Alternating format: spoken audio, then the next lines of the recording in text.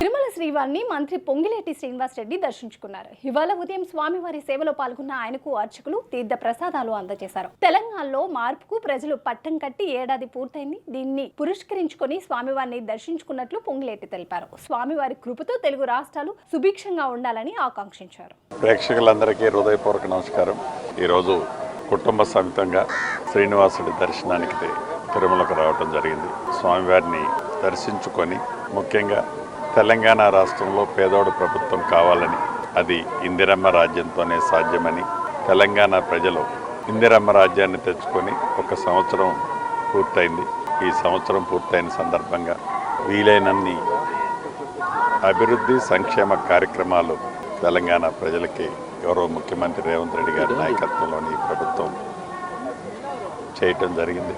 స్వామివారిని ప్రధానంగా 2 తెలుగు రాష్ట్ర ప్రజలు చల్లగా ఉండే విధంగా, ఎప్పుడు ఈ 2 రాష్ట్రాల బంధం కూడా బాండింగ్ మంచిగా ఉండే విధంగా ఆ భగవంతుడు దీవించాలని, అదే రకంగా తెలంగాణ రాష్ట్ర ప్రజలు ప్రత్యేకంగా ఈ స్వామివారికి దర్శనం కోసం ఇక్కడికి వస్తుంటారు.